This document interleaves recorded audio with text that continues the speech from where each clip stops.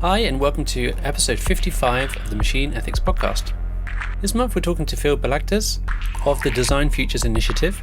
We talk about speculative and critical design, design artifacts and prototypes, speculative design as a strategy tool, design fictions and using design as a what-if tool or even a story to strive for, doing meaningful work, and getting to real trust in mission-critical AI.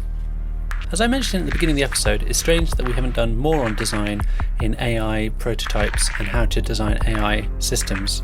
So this episode, and maybe one or two in the future, will be focused on design implementation for creating AI systems. You can find more episodes at machine-ethics.net. You can contact us at hello@machine-ethics.net. You can follow us on Twitter at machine_ethics or on Instagram Machine Ethics Podcast. If you're able to support the podcast, please go to patreon.com/machine ethics. Thanks for listening and hope you enjoy. Hi Phil, welcome to the podcast. If you could introduce yourself to us, who you are and what you do. Hi, my name is Phil Balagtas. I'm a design director based out of San Francisco, California. And I've spent most of my career designing digital products and experiences. And most recently, I was a director at McKinsey & Company. Awesome, thank you. If you can hear my cat coming through the headphones, people, then I apologize. He's sat on my lap right now. Cosmo, my cat, does. Thank you so much for coming on the podcast, Phil. It's a real pleasure. And what I was trying to do is, as I previously talked to you in coming on, I was kind of like, I like to say I'm a designer, and yet we don't have a lot of design-based episodes on the podcast. And I'm really interested in the kinds of things that you're doing and talking about at the moment. So that's why I kind of found you, and I immediately wanted to talk to you about some of this stuff, because it's some of the things that I'm kind of slightly battling with, but also it leads into how we build stuff and how digital products are made and how products generally are made, and how we think about the practices we do and how they can then translate and hopefully become better products or better services, or services which are orientated in a certain way that are well positioned to benefit society at large, or better benefit our users, and all this good kind of stuff. Hopefully we're going to talk to a couple of people about this stuff and have a kind of a mini design series almost, do a bit more of this. Great that I could get you, and with this wealth of experience with not just kind of digital products, but also kind of leading teams and being in business and all this sort of stuff as well. So the first question we like to ask, and it's, what is AI, Phil, to you? Everyone has to answer it. So, Wow, really? Yeah. Sorry. Well, I mean, I will start by saying that I've never designed an AI application, not even a chatbot.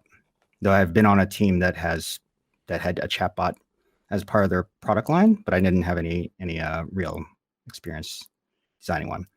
But yeah, I mean, artificial intelligence, as I understand it, is machine learning. It's just another word for a bunch of code that basically can automate. And gosh, I've never tried to define this before, but basically automate decisions autonomously. So it can be anything from, a chatbot that responds to questions through like, a help desk or something, or something that's actually automated to actually run a certain process over and over again, and help some other operation, whatever it might be. It can be small or large, and it can be as complex as like mimicking the human brain and how humans make decisions. And it's a lot of different contexts. Yeah. And I think you were saying before that this is the kind of thing, trends that come up in what we're probably going to be talking about next, in speculating the future, right? And designing for the future, and having some of these trends that are happening now, maybe in technology, coming through and influencing how we, the way that I see it is almost like kind of telling stories about the future and what the choices we have about the things that we design are. Is that kind of how you think about it in that way as well? That it's kind of one of these trends sort of thing. Yeah, I mean, I think when I speak about AI and use that as an example of an emerging trend to keep an eye on, it's because it's an enabler.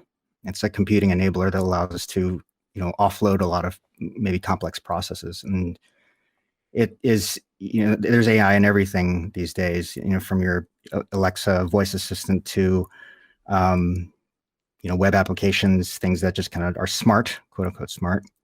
So it's still evolving. I don't even think I would categorize it as emerging anymore, but I think as you know uh, the hardware and computing technology evolves and improves, you'll be able to do a lot more complex processes and solve a lot more complex problems, like in the sciences and stuff. So we just talk about it as like, the things that are growing and being utilized across many different sectors at different levels are things that you might want to be taking advantage of and use at some point in the future also.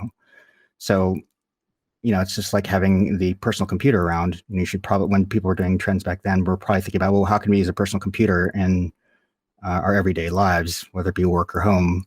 And so that was something you could probably speculate about. But there's lots of emerging technologies. I mean, you could call a drone an emerging technology also, and find a number of different applications for how drones could help, deliver things, deliver supplies, whatever it might be. Yeah. Mm-hmm. And a lot of the things that I've seen of you, we're talking about this in the context of how do you design things, or how do you take the possibility space of design and navigate that, right? And there's words that come up like speculative design, design fictions, strategic foresight, and there must be others, right? Right. So I was wondering if you were able to kind of unpack some of these for us. How much time do we have? Um, Well, I'll start with speculative design, and it's sort of a type of design. It's mostly associated with like designing for the future, speculating about how design can manifest and play a role in the future. But it doesn't necessarily have to be like 10 years from now. It can be speculating on just a product. It can be a concept of some sort. But like real sort of purist speculative design, which is sort of associated with critical design. That's another term. Yeah. It's sometimes called speculative and critical design. Is designed artifacts or experiences of a future product or service that is used to provoke questions and unpack things we might want to think about. If this is a future we want, or this is a type of product that we want, it can be used as a prototype to understand, like, is this a thing that we want to see in the world, or is it something that we need to kind of develop, or do we really want to develop and create a North Star towards? Like, it could be a goal. But I think what I've been doing over the past few years is really trying to use speculative design as a strategy tool.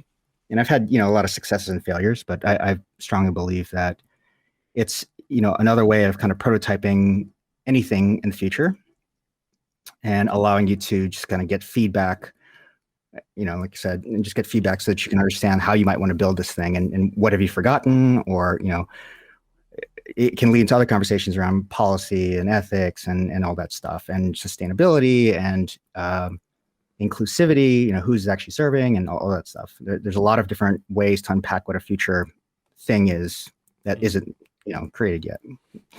And then strategic foresight is another type of futures kind of planning methodology or discipline. It's mostly, you'll find it in like business schools, but it's made up of a number of different, I keep calling them analytical processes. There's lots of frameworks that you can use to look at the trends that are happening today and in the past, and kind of project them into the future and create the world, so you can kind of build the context of the world that you want to understand. And you can look at the implications and what are the causes and the root causes of certain trends happening, what are the drivers. So you can really just try to understand, like, what's that world going to look like? And of course, it's really hard to predict what the future is going to look like, because there's so many factors that can influence, culture and how the actual future unfolds.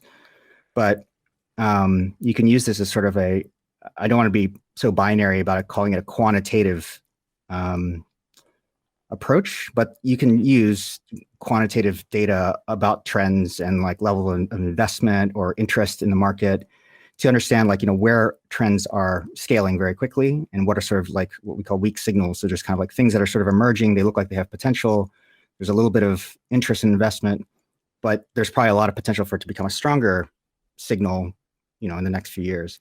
And the weak signals are probably the places you want to go to look at for like innovation, like places you might want to innovate and kind of take advantage of it so that you can create the first products and services in that area. But yeah, I mean, and design fiction again is just another form of speculating about a certain about the future or future products and services through a narrative. Mm. And some design fiction is really like it's very immersive.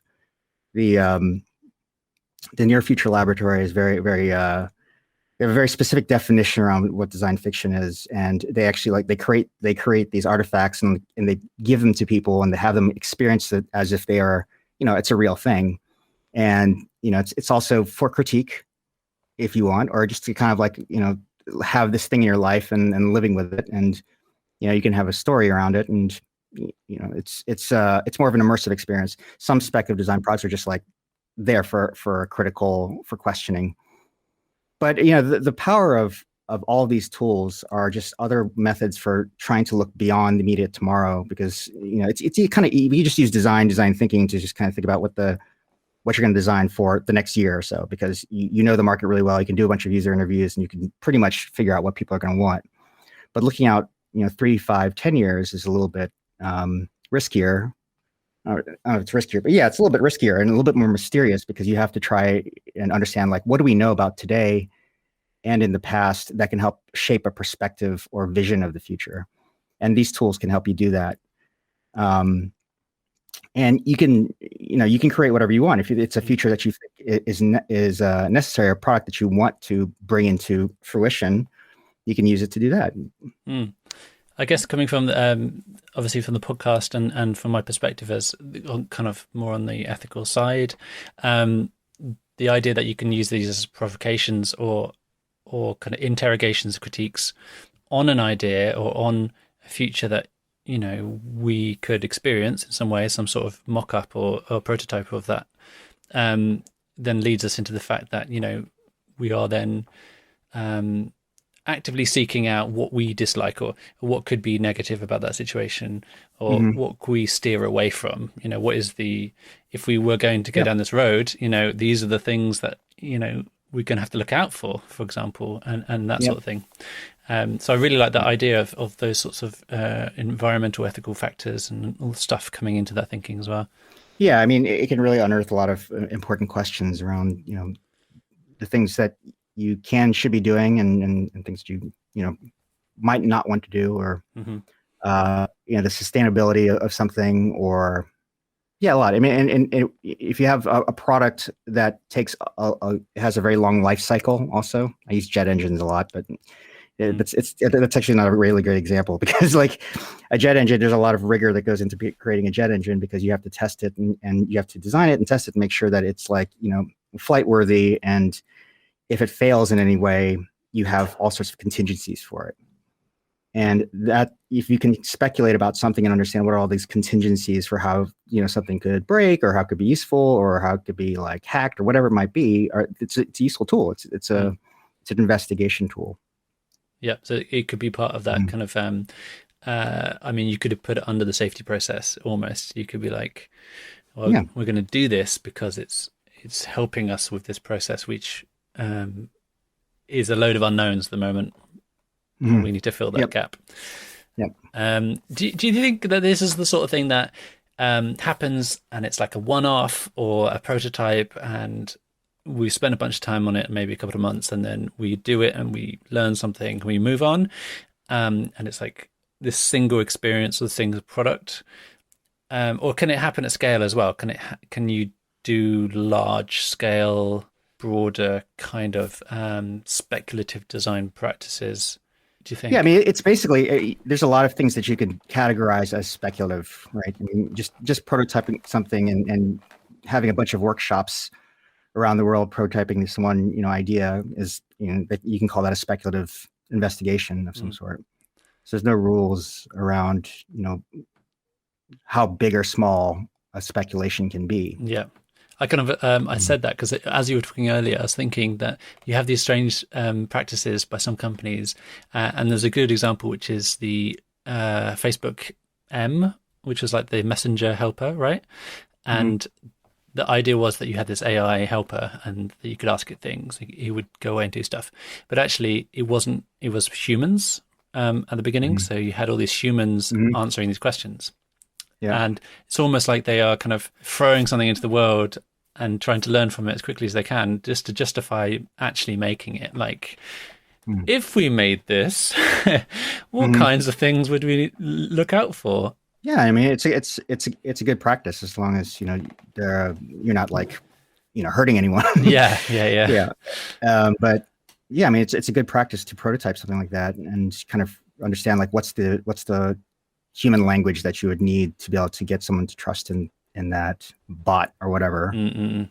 Yeah. Because I think some of the problems with chatbots are you just kind of like, oh, it's a bot, and you kind of just like, all right, now I'm just talking to a robot. I'm going to give up on. Anything Yeah, there's lots useful? of things. Mm, Yeah, I mean, there's all everything that we're doing to start a colony on Mars. It can be seen as speculative. I mean, that's just mm, architecture, really.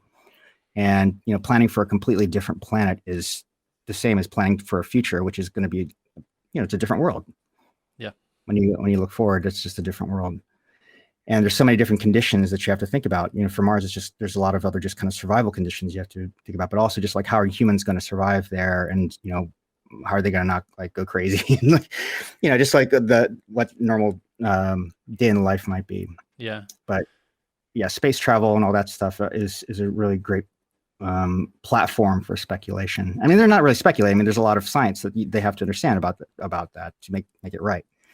But prototyping some of those ideas at first is a speculative exercise. Mm-mm. And then you can learn and you can maybe make things which then feed into how that might play out.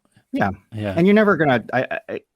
Any speculative exercise is just again, it's just a test of and to uncover, ask more what if questions.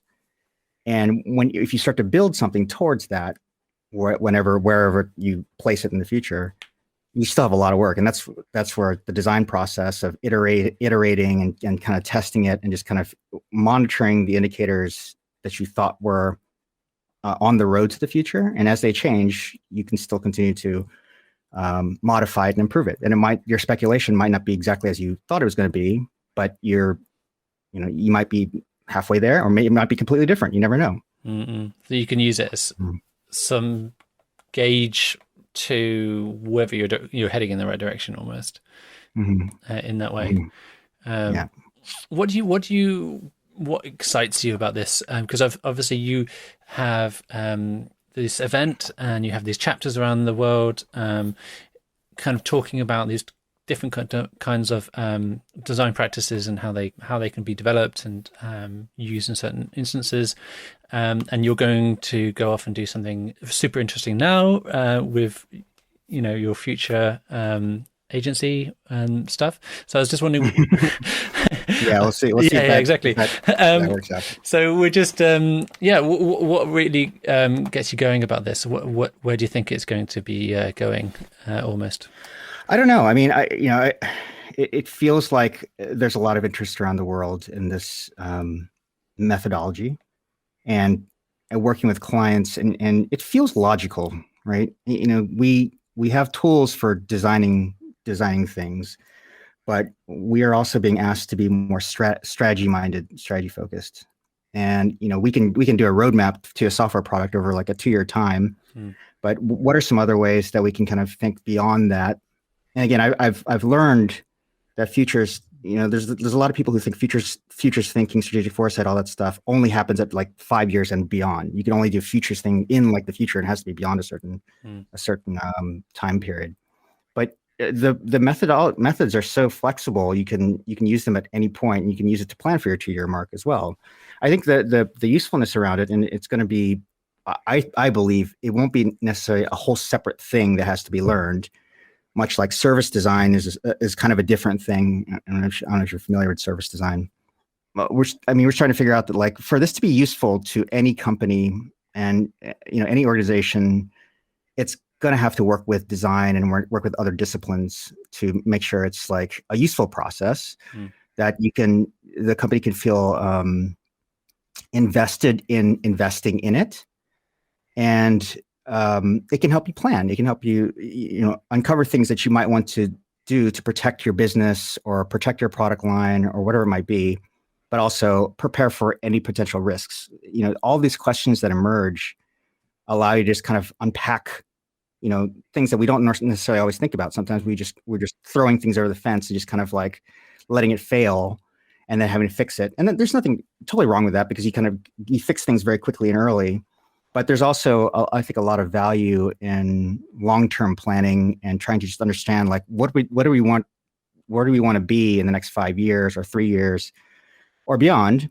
And because it might take that much time to actually build whatever infrastructure or whatever like new operation to make sure that future is the one that we want, and we can get there and be successful and pioneer in that space.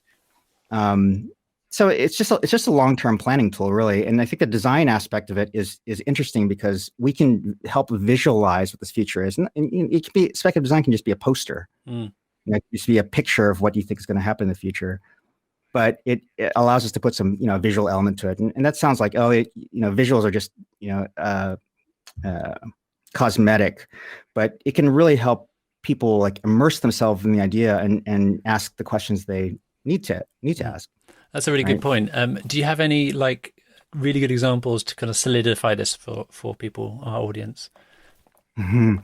It's funny because I see so many projects, and every time I get asked that, it's hard for me to just kind of pick one out. So I keep using the same ones that I've used in my talks for like the last like 5 years, because I've just kind of like latched onto them because they're interesting seminal pieces of work. So I recently came across one that's a student project out of the Royal College of Art, and I think the designer's name is Paul Gong, and it's called Human Hyena.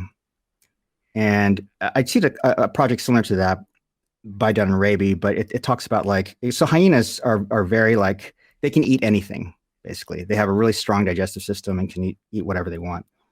If we could like harness that process and create some tools for us to be able to digest and eat anything, what might they look like? And he created a bunch of like 3 different utensils that basically would process the food before you eat it. And they're really interesting, very odd looking tools. They don't look like your normal silverware. And so there's a little bit of an artistic form factor to it, but it's so weird. And that like when things actually become designed, that part comes to fruition also. Like, how do we actually design it so that it looks cool, it's functional, and once the industrial designer gets their hands on it, it doesn't look like sometimes doesn't even look like what it's supposed to be. So anyway, I mean, again, it's 3 like fiberglass or like 3D printed objects, and he told a story about like what it would be used for. And so the ritual becomes a question also of like, what does this ritual look like? What would we use these tools for? And that kind of thing. There's not a big like ethical, well, there could be an ethical concern, because like, how are you actually getting the technology or like the chemical processes that the hyenas use? I mean, are you extracting cells or something from animals to be able to create that? But there's a lot of other questions around like the act of using them. Where would you use it? Is it sort of a fine dining thing, or is it just like an everyday thing, or what it might be? Yeah. I guess from my mind goes directly to what is the consequence of this? What is, like you were saying, the kind of the ritual, but also what impact does that have on the way that we structure our societies? Are there are there other animals that you might extract some sort of process from to help humans, and then does that become like a farmed thing, or I don't know, lots of different. Another one that I always talk about is by Aggie Haynes, and it's called Transfigurations, I think. And it's she has several different babies, designer babies, and each one is designed for different purposes, really. One of them has extra folds in its head, and it's basically designed to work longer hours and in hotter temperatures. And we could do that today if we want to. We have the ability to modify and modulate skin. And there's another one that has a missing toe, where you would put you'd insert a hookworm into the toe. And it's for hookworms, apparently, I think it's hookworms, are good for allergies. And so if you need to, cure your allergies, this child has, predicted to have bad allergies, you could just, remove the toe and give it a hookworm every now and then. But she's taken science, and she's very interested in the manipulation of the body. And so, what if we could change our bodies at birth? What are the kind of applications we would use? How would we want to change our children? And then the child can't actually speak and say yes or no, and think about the consequences of that. So you would just have to, who makes that call? Yeah, it reminds me of Gattaca, the film about those who are born with certain genes and those who are not. Yeah. And there must be lots of different examples. It's quite harrowing because I actually do have a baby at the moment as well. It's a very visceral idea to be able to change something about her that she doesn't have control over. And obviously I'm the guardian and I'm having to look after her until she is, much older. So I have certain amount of powers at the moment to do things to her, but it's not, it's not culturally well understood that you directly change the body in that way. But as you said, like there are possibilities there, and things, other tools like CRISPR, Cas9 to change, gene editing and stuff like that. So, it always comes back to the examples of Black Mirror, but they are close at hand, these types of provocations, right? Gene editing. So understanding the human genome was such a huge feat and such a huge accomplishment to understand DNA in the body. And now that gene therapy is sort of more accepted, we could have been doing more speculative work early on when we discovered we can actually edit genes and actually cure a lot of diseases and do all kinds of stuff. There's a lot of ethical implications around that too. The sciences and so the biological sciences, and a lot of places where there's not necessarily a consumer software product or some sort of product software, but there's they're coming up with technology that can someday benefit the world or synthesize something completely new. There are a lot of questions you can be asking around that. Like, what are the products that we will need? How could we actually use that technology to create products? And then, just like cellular agriculture, which is the science of synthesizing meats in the lab, is not actually, I guess it's not, some people would say it's not very ethical because you're actually taking the scaffolding from animal cells. And supposedly, if you're synthesizing meat, then you're not killing animals, but those cells have to come from somewhere anyway. So it's kind of a weird junction. Anyway. Yeah, I guess we could go down a whole kind of what does it mean to be a biological being and be worth our moral consideration. But we shan't do that now. Maybe another time. So the way that some of this is portrayed, and you are, I'm welcoming argument against this, is it seems like very akin to some people's fine art practice, or modern fine art practice, where you're almost responding to, you're picking up a mirror to society, and it just happens that you're taking that mirror maybe 10 years into the future instead of having it in your face now. Yeah. What's the question? I just don't know if you agree. Do you agree with that sort of kind of assessment, that pithy assessment? That's what Black Mirror. That's what Black Mirror is doing. No. Like, so you were saying those examples, for example, weren't necessarily for product development. They were kind of more fine art practice. They were there. They were. It was definitely it was an academic exercise. Yeah, and a lot of the work that came out of the universities, they were practicing critical design, where ended up in museums, and they were just like student work and didn't really go far. Yeah.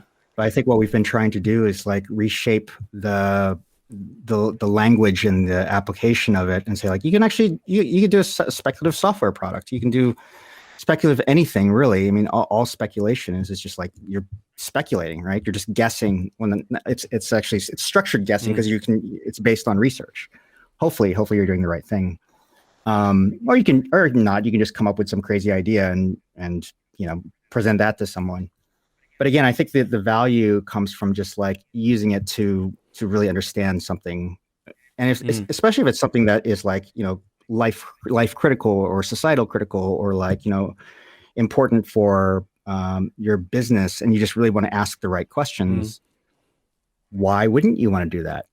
Yeah. I mean, and it's not that design is like lacking in that. And these are just additional tools. They're additional frameworks for how you ask those questions. And yeah, sorry, carry on. no, I was just gonna say, like, the immersive experiences are really good because it's not just Mm. like, something sitting on like a pedestal in an art museum. You actually can actually, you can actually see what it's like to actually walk around in a space, or pick objects up and touch them, and ask questions about behaviors and see what kind of like behaviors might unearth, and what new ones might arrive, and how do we plan for those. You Mm. just, lots of things can happen. And do you find that there's a lot of kind of user research happening in that point where you're observing the reaction to whatever the kind of prototype is, or the thing? Yeah.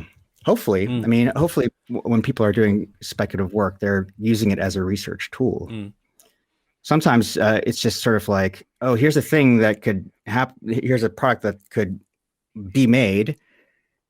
What if this happened? Do you want it or not? Is this the thing that you really want or not? And it's just very simple, but some of it can be used for like rigorous study and investigation around like, what are all the different dimensions of this thing, Mm. or the potential use of it.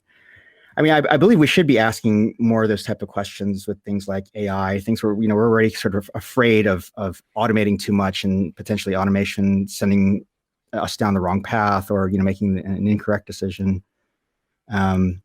So we should be doing that kind of regularly, just like the engine testing. We should be really thinking about everything about it, especially if it's going to be affecting lots of people.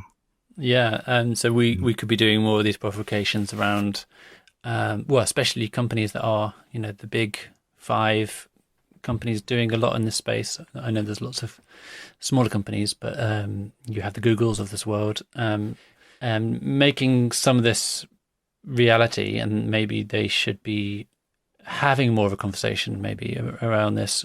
And I have no doubt that they are doing a lot of research. But this is a way that they could be doing this research, basically. We could be making these prototypes and trialing them, and getting that feedback from real interaction and real response, and that sort of thing. Yeah. Yeah. Yeah. Again, so like working at places like McKinsey, or even just kind of testing out the process lightly at GE. Mm. I've had to discover that like it doesn't always look as like futuristic and conceptual and profound as some of the other like academic work does.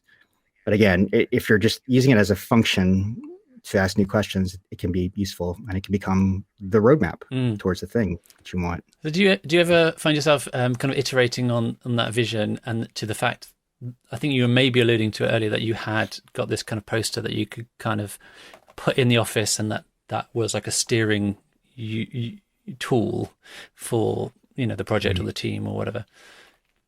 Surprisingly, I don't. It's very hard for me to do like features on my personal life, even though I do talk about how it can be used that way. I sort of naturally always thinking about possibilities, and sometimes more negative than positive. But no, I don't have. Right now, I think with what we're doing at DFI, at the nonprofit Design Features Initiative, and everything has organically grown over the years. It's been very surprising to know that people in all parts of the world are like interested in it. And I always get these like messages saying like, "Oh, we're so glad you're doing this, and thank you." And I'm like, "Oh, I didn't do anything really. We just kind of we created the platform, and that's all we're doing." And literally, like, I mean, I guess we could say we did a good job of social media, but I think it's been interesting seeing all the different types of applications and interest, because and you can use it for government work. There's a lot of different uses for it, and we're sort of starting to see the flexibility of the frameworks. And some people might not feel like, oh, this is actual strategic foresight, or this is actual futures thinking, or this is speculative design. That's just design. Who cares what it's called? Yeah. I think as long as it's useful and then we can do something positive with it, then great.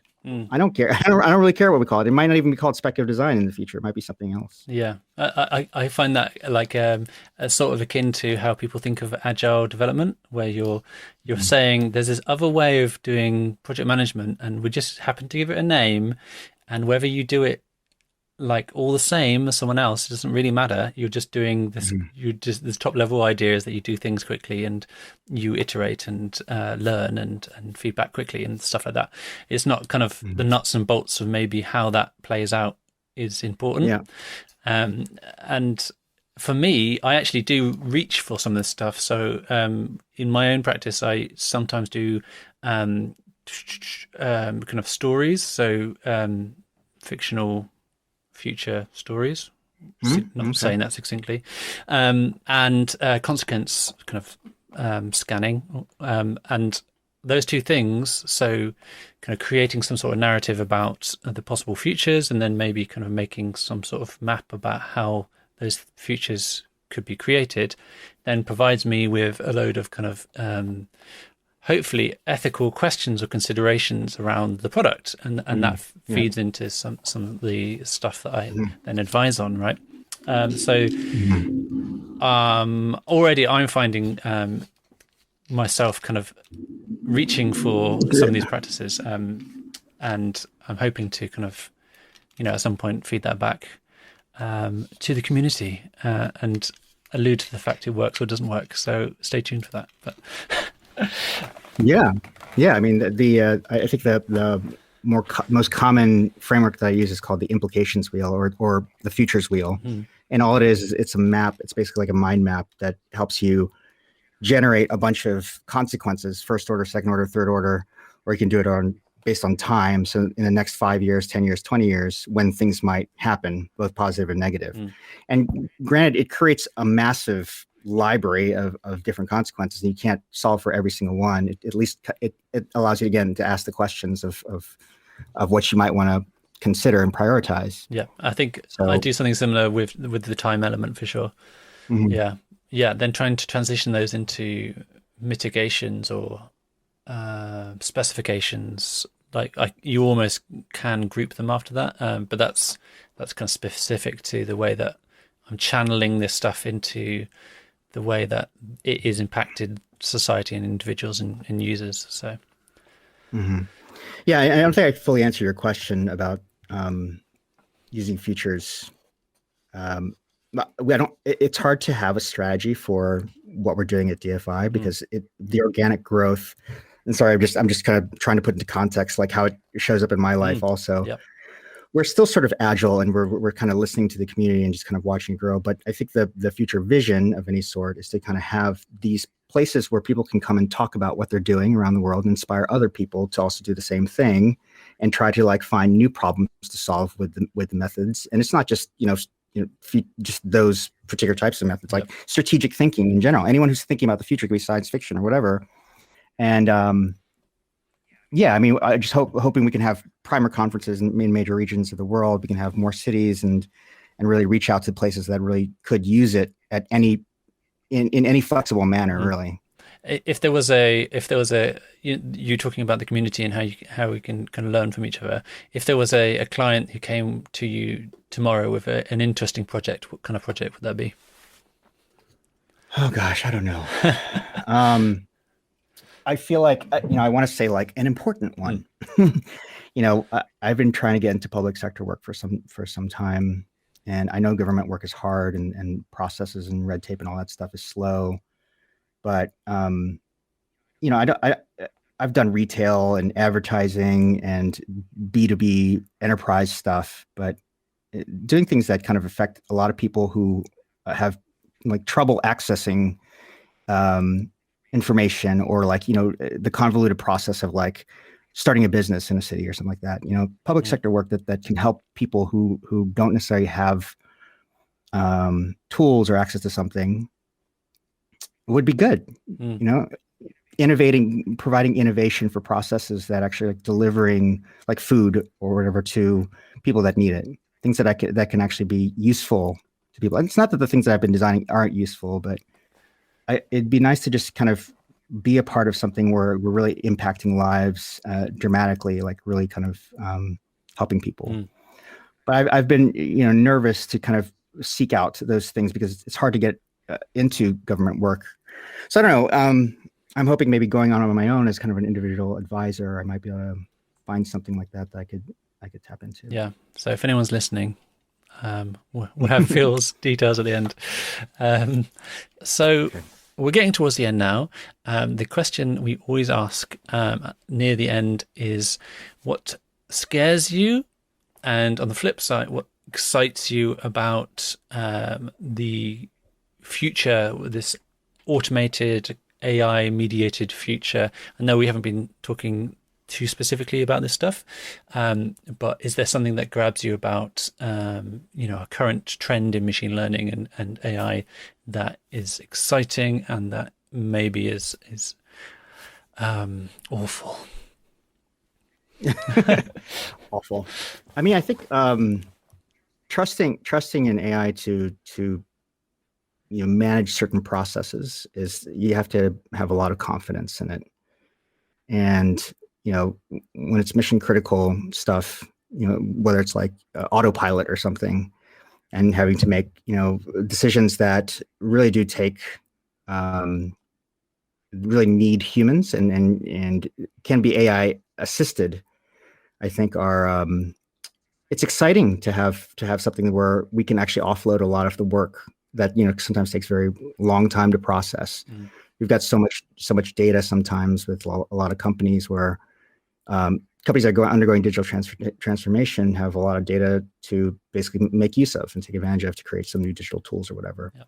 So processing a lot of information is an important task, but relying on that when it is also relying and having confidence that it can actually make the right decision for you when you need it, and not have to question it is also something that can be scary as well, because you could forget something, or it could forget something, or whatever it might be. But it's not. I don't think AI is going anytime soon. And even if it's not super excellent at certain things, I think there's a lot of room for development. And with the rate of how we're developing this and all the different people that are working on these kind of tools, I think we're going to have a very exciting future, and some things will be easier. Yep. Do you think you'll lose your job to AI, or? I don't know. Maybe. Yeah. I mean, I don't know. I feel like I'd like to believe that I have some kind of unique offering or capability that can be useful, but who knows? They could have an AI that can be the design director or facilitate workshops or plan out a strategy or something. Who knows? Yep. Maybe. Well, until then, how can people find out about you, follow you, contact you? LinkedIn is a good place. You can just look up my name, Phil Balagtas. I have a Twitter account at NatiaCom1. The Design Futures Initiative Twitter account is at futures_design. And then we have also a Zootopia, LinkedIn, Twitter, and Instagram. But if you look it up on, I think, Instagram, which is, I think, at Zootopia_show, you should get the other socials there. That's the podcast, Zootopia. Yeah. And what do you talk about in the podcast? Whatever people are interested in. We basically just ask people to bring in articles that they're interested in, they find funny, compelling, weird, or whatever, and we riff about them for 45 minutes. We just kind of discuss what the content of the article, what it means to society, or speculate on future products and services, whatever it might be. Nice. But yeah, I mean, I'm constantly looking at articles and reposting them for our tiny little Facebook page, and so I've always wanted people to kind of use that as fodder for speculation and come up with ideas or come up with big questions. And so I was like, let's do a show about this. I've always wanted to talk about this stuff. So yeah, that's basically it. Awesome. So check that out. Thank you so much for spending this time with me on a Sunday, no less. So double thank you. I will speak to you sometime soon, and it's fabulous having you on the show. And thank you. Check out your podcast. Thanks, Ben. All the best. Take care. Have a good day. Bye. Hi, and welcome to the end of the podcast. Thanks again to Phil. It was a real pleasure to talk to him. As I do some design consultancy and work with AI teams, it was really interesting to talk to Phil about speculative design and its usefulness and how it can be applied in different ways, and maybe how it isn't just this kind of nice to have and could be built into your process, especially discovery process. In our next design episode, we'll also be talking about value sensitive design, so check that out. Thanks again for listening, and if you can, please support us at patreon.com/machine ethics. Thanks again, and see you next time.